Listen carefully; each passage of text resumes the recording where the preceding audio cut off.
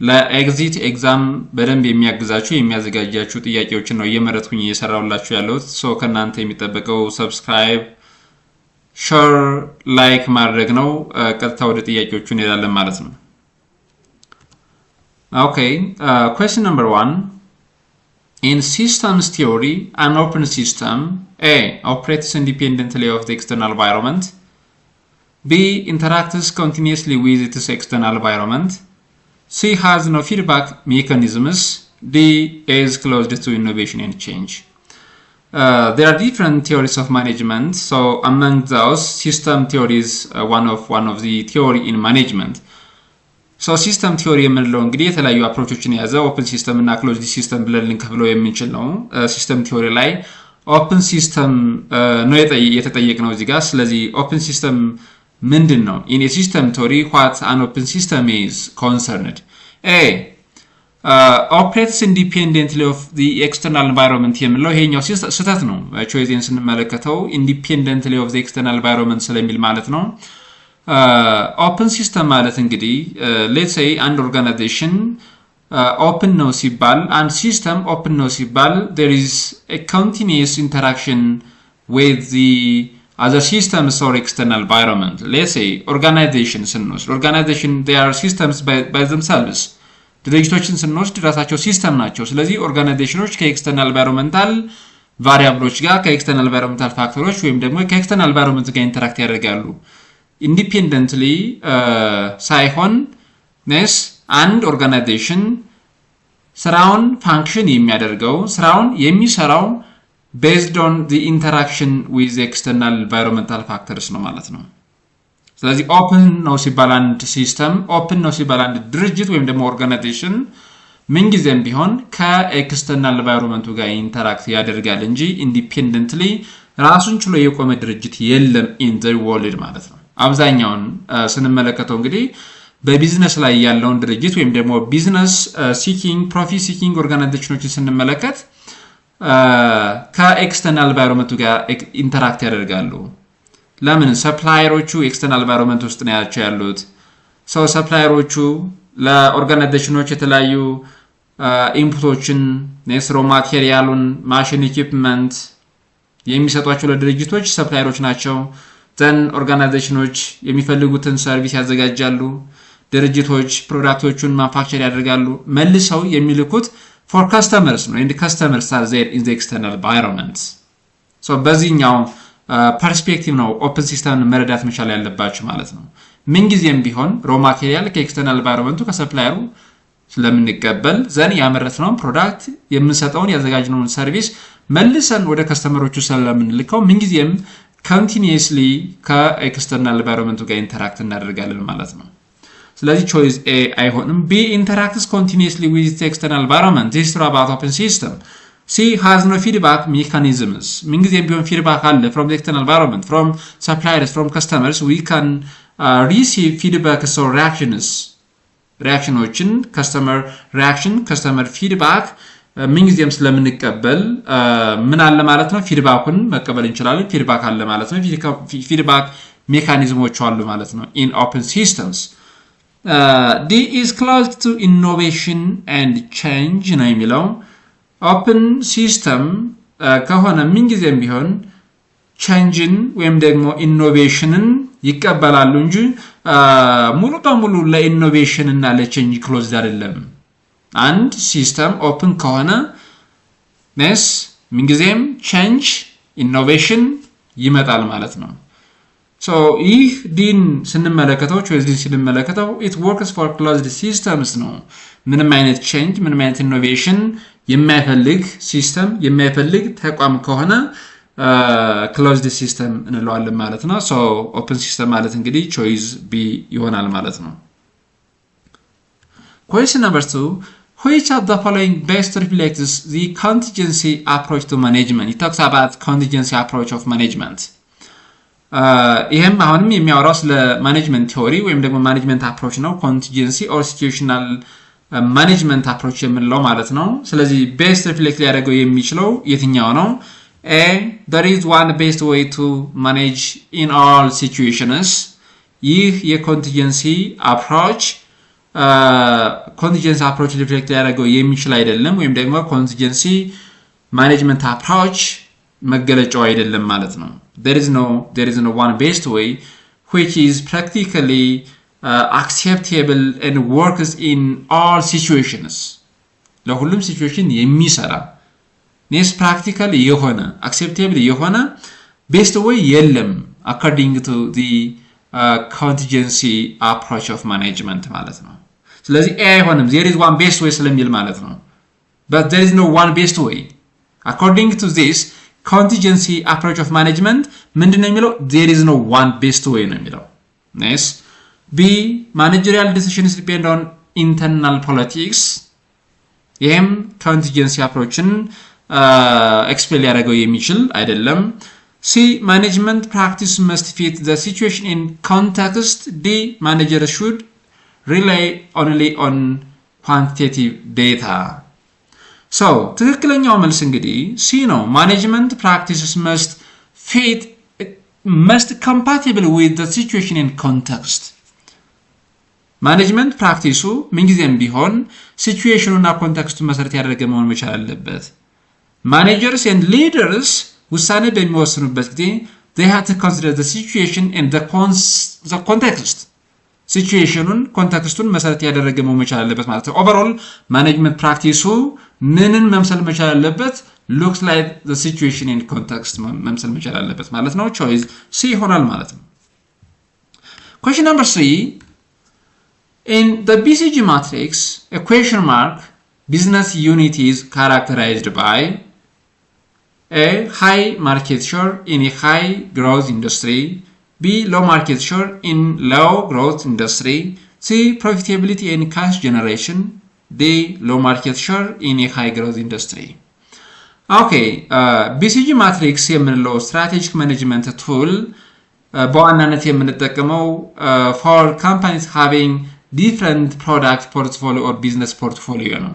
የተለያየ ፕሮዳክት ላይን ያላቸው ወይም ደግሞ የተለያየ ቢዝነስ ፖርትፎሊዮ ያላቸው ካምፓኒዎች የሚጠቀሙበት አንደኛው BCG matrix የምንለው ቱል ወይም ደግሞ ፍሬምወርክ ነው which is very important to analyze and evaluate the strategic business units or product lines. ከዚህ በፊትም ከዚህ ጋር የተያያዙ ጥያቄዎችን ስለ BCG matrix ሌላ ቪዲዮ ላይ ለቅቄላችኋለሁ። እዚህ ጋር የተጠየቀው ግን question mark የምንለው ነው። so BCG matrix ላይ እንግዲህ አራት ኳድራንቶች አሉ ማትሪክሱ ላይ ማለት ነው። አራት ኳድራንቶች አሉ። ከነዚህ ውስጥ question mark የምንለው እናገኛለን። ስታር ካሽካውና ዶግ የምንላቸው አሉ ማለት ነው። አሳያችኋለሁ እዚህ ጋር። ስለዚህ question mark ምንድነው ካራክተራይዝ የሚያደርገው ነው።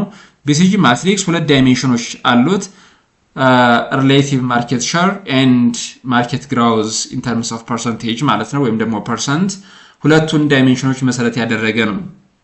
ማርኬት ግሮውዙን ማርኬት ሼሩን ማለት ነው። ስለዚህ በእነዚህ በሁለቱ ዳይሜንሽኖች ወይም ደግሞ ሜትሪክሶች መሰረት question mark ካራክተራይዝ ያደርገው የሚችለው የትኛው ነው? question mark ስንል low market share in a fast growing industry or high growth ማርኬቱ ግሮው እያደረገ ወይም ደግሞ ሃይ ግሮዝ ኢንዳስትሪ ውስጥ ያለ ግን ማርኬት ሼሩ ደግሞ ሪሌቲቭሊ ሎው የሆነበት question mark እንለዋለን ማለት ነው። question mark እንለዋለን ማለት ነው። so choice D ነው የሚሆነው low market share in high growth industry። እዚህ ጋር እንመልከተው እንግዲህ ማትሪክሱን እዚህ ጋር አስቀምጬላችኋለሁ። እዚህ ጋር vertical segment represent የሚያደርገው ማርኬት ግሮዙ ነው። ማርኬት ግሮዙ ሎው ሊሆን ይችላል which means stable ማለት ነው ወይም ደግሞ ሃይ ሊሆን ይችላል። እዚህ ጋር horizontal segment ደግሞ represent የሚያደርገው relative market share ነው። ማርኬት ግሮዙን ደግሞ represent የሚያደርገው vertical segment ነው ማለት ነው። so relative market share high and low። እዚህ ጋር እንግዲህ question mark ነው የተጠየቃችሁት። እዚህ ጋር ስትመለከቱ low market share and high market growth question mark ሆነ ማለት ነው። ባጭር ይሄን ማትሪክስ በመመልከት question mark በምን ካራክተራይዝ እንደሚደረግ ማወቅ ይቻላል። low market share and high market growth ይሆናል ማለት ነው። አሁን ይሄን ብቻ መለየት ሳይሆን ከዚህ ስላይድ ወይም ደግሞ ከዚህ ጥያቄ ብዙ ነገሮችን ከዚህ ማትሪክስ ብዙ ነገሮችን መረዳት ይቻላል ስለ BCG ማትሪክስ ማለት ነው።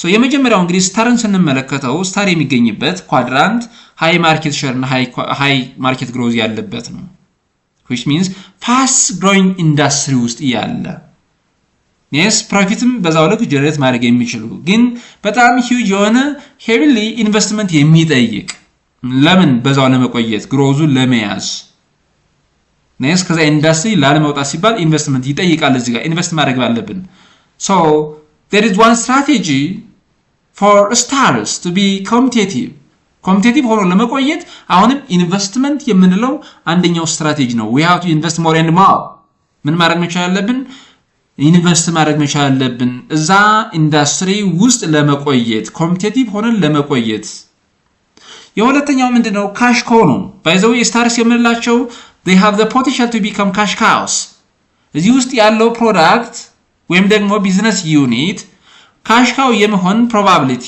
አላቸው ማለት ነው ቴንደንሲ አላቸው ማለት ነው ነገ ከነገ ወደዛ ኢንዱስትሪው ስቴብል በሚሆንበት ጊዜ ኢቭን ኢንዱስትሪው ግሮዝ ሬቱ ስቴብል በሚሆንበት ጊዜ ነስ የሚያገኙት ጀነሬት የሚያደርጉት ካሽ አማውንት ሃይ ሆኖ እንዲቆይ ማድረግ ይቻላል ማለት ነው so stars do have the potential to become cash cows ማለት ነው ነስ ካሽ ካውስ የምንላቸው እዚህ ጋር እንደምትመለከቱት ይሄኛውን ኳድራንት ወይም ደግሞ እዚህ ጋር እንደምትመለከቱት ሪሌቲቭ ማርኬት ሼሩ ሃይ ነው whereas እዚህ ጋር ማርኬት ግሮዙ ሎው ወይም ደግሞ ስቴብል ነው ማለት ነው so እዚህ ጋር እንግዲህ የምናገኘው ካሽ ኤክስትሪምሊ ላርጅ አማውንት ኦፍ ካሽ ነው ነስ ብዙ ከስተመር ወደኛ ነው የሚመጣው ማርኬት ግሮዙ ግን ሪሌቲቭሊ ስቴብል ወይም ደግሞ ሎው ነው ማለት ነው በዚህን ጊዜ ሌሎቹን ነስ ፈንድ የምናደርገው ከካሽካው ወይም ደግሞ እዚህ ጋር ካለው ፕሮዳክት ላይን እዚህ ጋር ካለው ስትራቴጂ ቢዝነስ ዩኒት ከዚህ ቢዝነስ የምናገኘው ፕሮፊት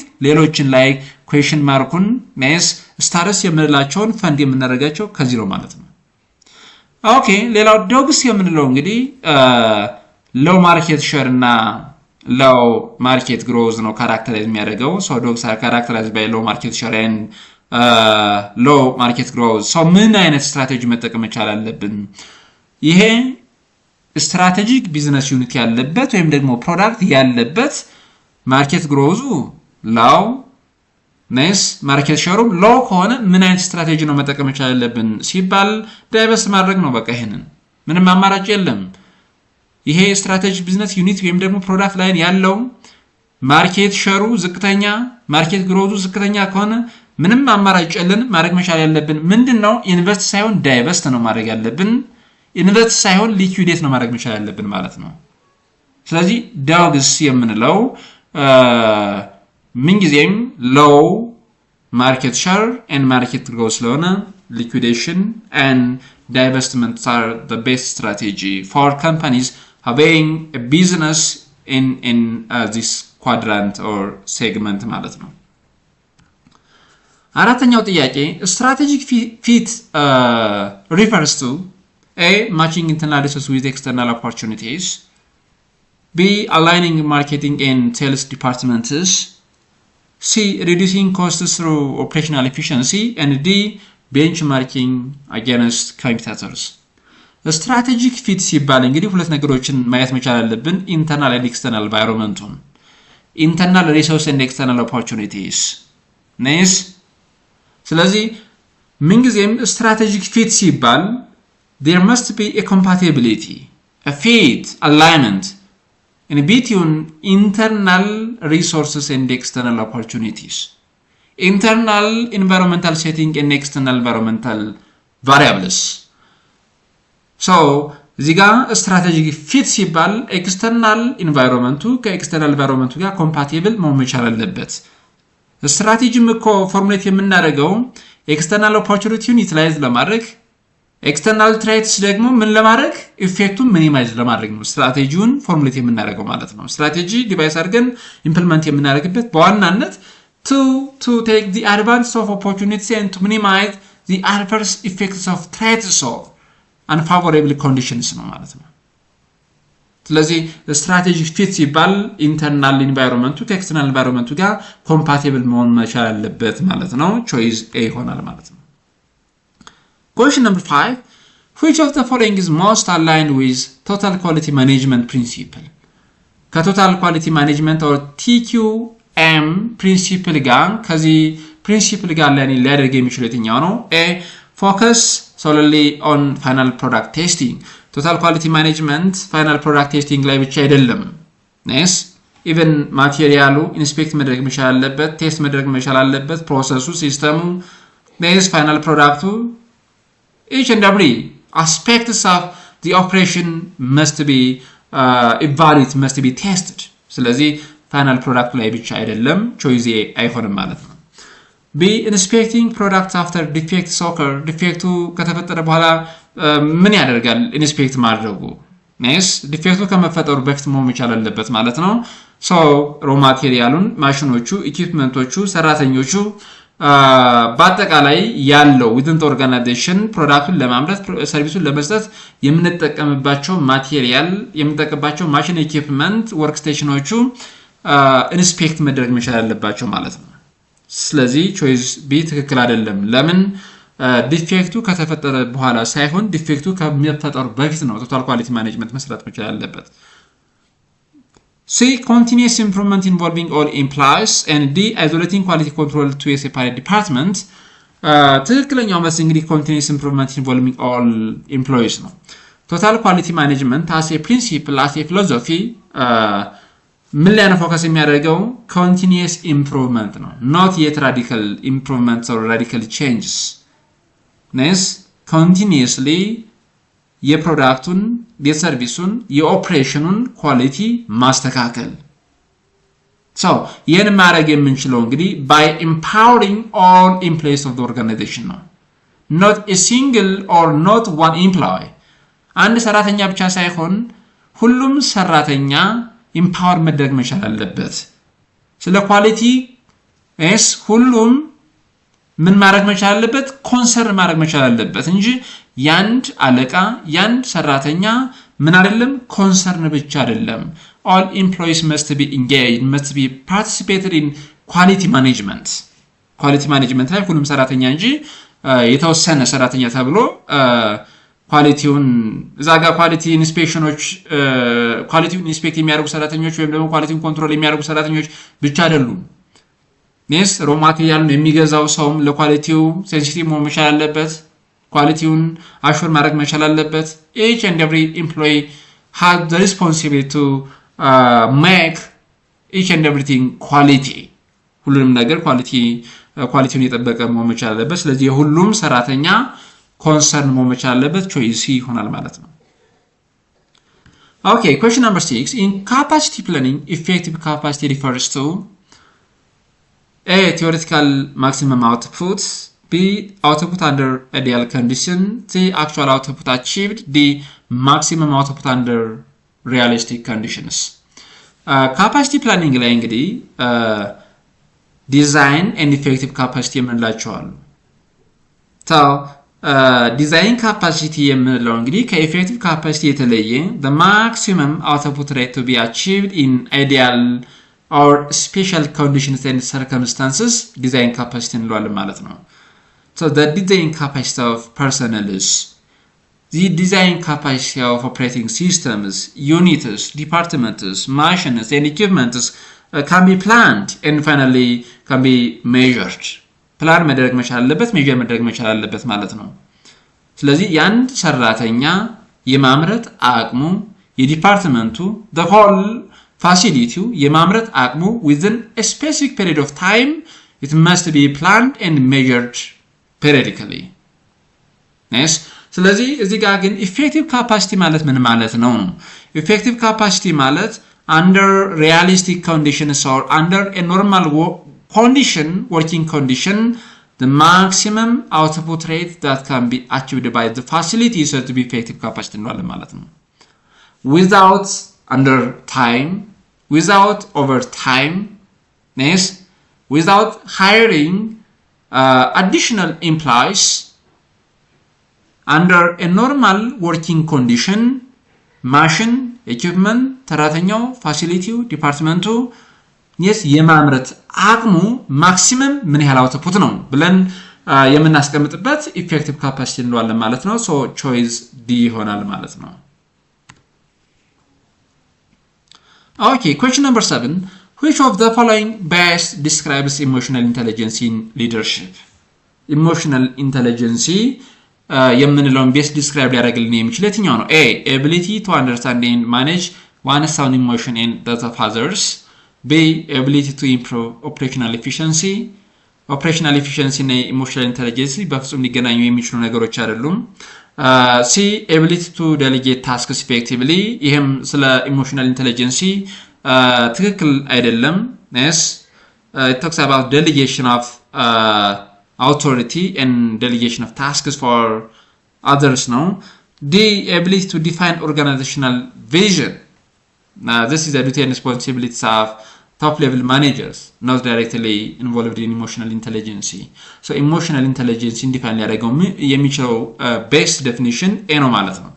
emotional intelligence ማለት አንድ ሰው የተሻለ emotional intelligence ያለው ሲባል የራሱን ኢሞሽን ኔስ የራሱን ስሜት ማለት ነው።